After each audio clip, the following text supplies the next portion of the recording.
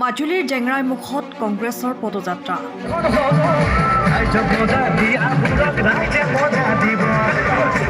অসম প্ৰদেশ কংগ্ৰেছ কমিটিৰ ৰাইজৰ পদূলিত ৰাইজৰ কংগ্ৰেছ শীৰ্ষক কাৰ্যসূচীৰ জাতি বচাওক মাটি বচাওক পদযাত্ৰা কাৰ্যসূচী।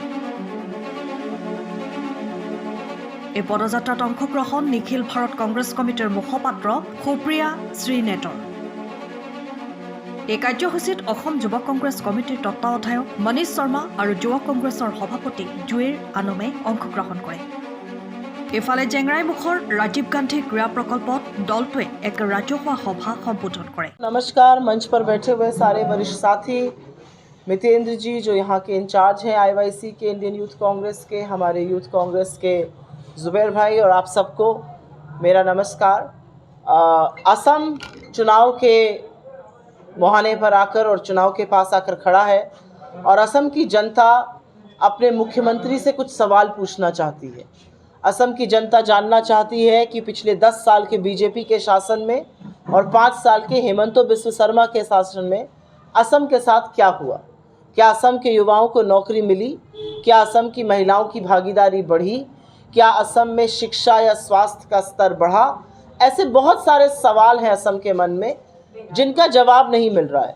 और जवाब इसलिए नहीं मिल रहा है क्योंकि पिछले 5 से 10 सालों में और ख़ास तौर से हेमंत बिस्व शर्मा के कार्यकाल में असम में उन्होंने अपनी तिजोरी भरने का काम किया है।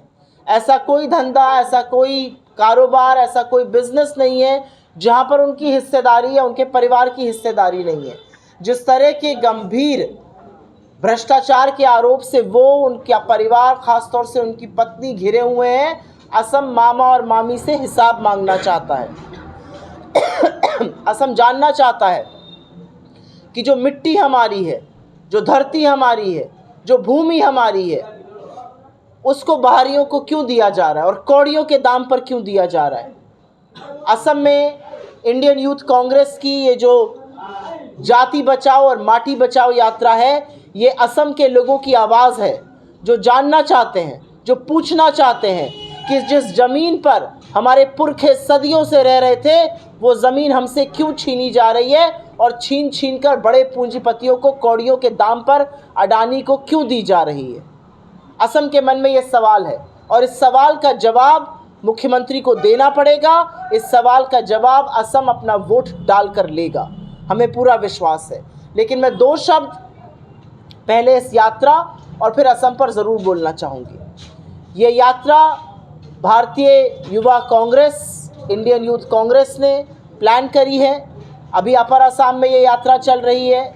जाति बचाओ माटी बचाओ, जो यहाँ के मूल लोग हैं, जो असम के लोग हैं, जिनके हक और हुकूक को छीन कर, जिनके राइट्स का दमन कर कर बाहरियों को फ़ायदा पहुँचाया जा रहा है, उनके लिए ये आवाज़ उठा रही है। ये यहाँ के लोगों के लिए, यहाँ की जाति है, यहाँ के इंडिजिनस लोगों के लिए आवाज़ उठाने के लिए यात्रा है। यहाँ पर अपनी मिट्टी बचाने के लिए, अपनी संस्कृति बचाने के लिए, अपना हक, अपना हुकूक बचाने की यात्रा है। जहाँ पर सदियों से आपकी पीढ़ियाँ दर पीढ़ियाँ रह रही हैं, वहाँ पर आपसे ज़मीन कैसे कोई छीन सकता है। और ये ज़मीन छीनने का काम संस्थागत तरीके से, इंस्टीट्यूशनल तरीके से सरकार और प्रशासन की मिली भगत के साथ हो रहा है। असलियत ये सारा डेटा सरकार के पास मौजूद है, उसका दुरुपयोग यहाँ के एमएलएज, यहाँ के मंत्री, यहाँ की सरकार करके लोगों से ज़मीन छीनने का काम कर रही है। और असम से जो पट्टा छीनने का काम हो रहा है, उसमें हमारा सवाल है कि अगर ज़मीन देनी ही है, अगर आवंटित ही करनी है, तो यहाँ के लोगों को क्यों नहीं दी जा रही है। अडानी का हाथ पकड़ कर लाकर उनको ज़मीन देने का काम क्यों हो रहा है। असम को बड़े बड़े सपने दिखाए गए थे, इंडस्ट्रियलाइज किया जाएगा, हर घर में नौकरी दी जाएगी। आज असम बेरोजगारी के मामले में देश में सबसे ऊंचे राज्यों में से एक है।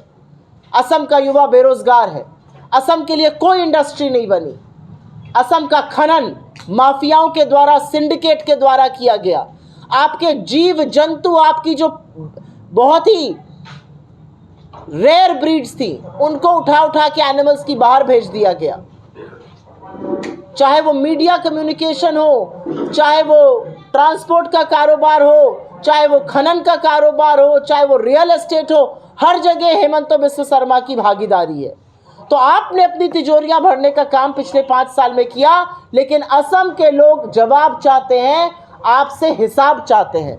और जब हिसाब देने का वक्त आया तो आप हर बार की तरह इधर उधर की बात करने लगे, लेकिन इस बार ऐसा नहीं होगा। असम की आवाज़ बनकर ये जो यात्रा जाति बचाओ और माटी बचाओ चल रही है, ये आपके सवालों का जवाब मांगेगी, आपका हिसाब मांगेगी। आपकी आवाज़ बनकर ये हेमंत बिस्व शर्मा और उनकी सरकार को घेरेगी। मेरा अपना मानना है, यात्राओं का इस देश से, हमारे देश की संस्कृति से एक बहुत पुराना नाता है। यात्राओं ने इस देश को एकजुट करने का काम किया है। चाहे वो हमारे साधु महात्माओं की यात्रा रही हो, चाहे वो महात्मा गांधी की यात्रा रही हो, चाहे वो राहुल गांधी की भारत जोड़ो यात्रा और फिर भारत जोड़ो न्याय यात्रा, जिसमें उन्होंने असम भी कवर किया था। यात्राओं ने इस देश को एकजुट करने का, यात्राओं ने इस देश को जगाने का, इस देश में जन क्रांति लाने का काम किया है। और ऐसी ही एक कोशिश इंडियन यूथ कांग्रेस, भारतीय युवा कांग्रेस इस यात्रा के माध्यम से कर रही है। इससे पहले कि मैं आपके सवालों का स्वागत करूं और उनका जवाब दूं, मैं दो शब्द जुबिन गर्ग जी, दिवंगत जुबिन दा जी के लिए ज़रूर बोलना चाहती हूं। वो असम की ही नहीं, इस देश की युवाओं की आवाज़ थे और जिन परिस्थितियों में उनकी मौत हुई उस पर भी असम जवाब चाहता है। उनके जाने से ऐसा लगता है कि एक पूरा का पूरा राज्य चुप हो गया, मौन हो गया, शांत हो गया। और राज्य जवाब चाहता है। राज्य चाहता है कि सरकार की उसमें क्या भूमिका रही है, सरकार से संबंधित लोगों की क्या भूमिका रही है, उनको सज़ा मिले। और जुबिन दा जो हम सब की आवाज़ थे, उनको मैं आपके माध्यम से अपनी श्रद्धांजलि अर्पित करती हूँ। आपके सवालों का स्वागत। Due to Assam what he is doing, under no circumstances can Assam stay a mute spectator, can Assam stay quiet, can Assam see its wealth, its natural resources, its land being plundered by outsiders.